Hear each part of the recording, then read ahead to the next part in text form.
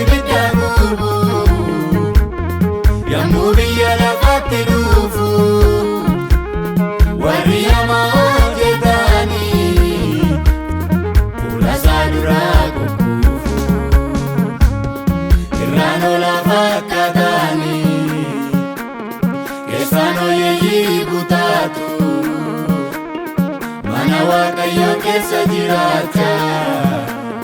maaddii ormarraa kutaatu maqaadhaan Phaawulosi garaadhaan Daabiloosi gooftaa gowwoomsuu hin dandeenyu hojii keenya beekaa Yesuusi maqaadhaan Phaawulosi garaadhaan Daabiloosi gooftaa gowwoomsuu hin dandeenyu hojii keenya beekaa Yesuusi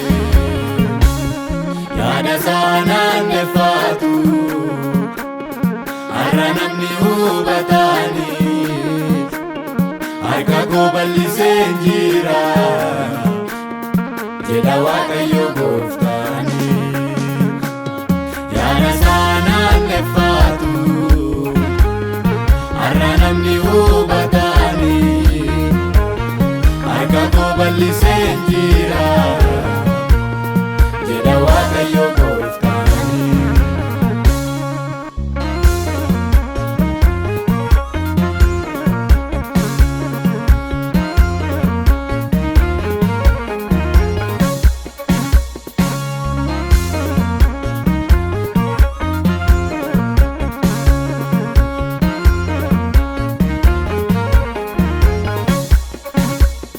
Mootii irratti ka'a mallattoo bara dhumaati hubataan asa deebi'u jireenya bara baraatti ragaa du'aa walitti baay'ee dhaloonni galmee du'aa walii dubbisu garaa keenya nu gowwoomsa malee akkasii wangeelii guddisu sobdootatu mana isaa guute lallabaan iddoo aarsaarraa Waaqayyo taa'ee kana ilaalee nutti gaddaa jira Waaqarraa sobdootatu mana isaa guute lallabaan iddoo aarsaarraa Waaqayyo taa'ee jira Waaqarraa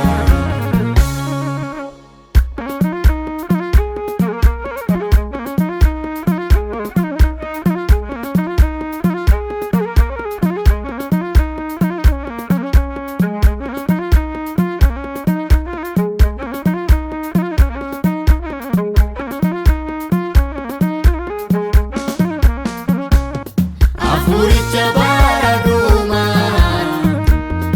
isa Yohaannis dubbate bara kana hojjetaa jira maaloo eenyudha kan hubate hafuurichi bara dhumaa ibbijaaf jatamija namni hubannaa qabu lakkaa'ee bira kaa'uu danda'a adda keetti gubbaa taasisee harka kee mirgaatti si barreessa ji'a 42 guutuu yookiin ijjeemmoo si ajjeessa waggaa 3 ajaa bulchuuf ka'ee qophaa'eera dhufaatiin ilma Waaqayyoo egaa amma dhiyaateera warri gooftaaf jecha du'anii guyyaadhuma haara galfatu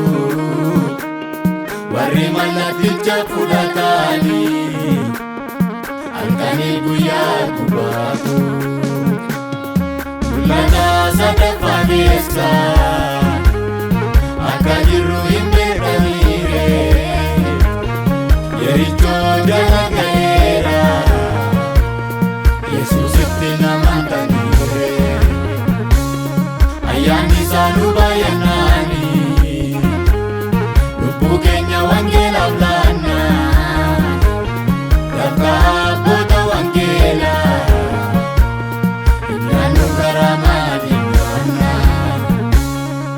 inni kan zayitiidhaan faadhaan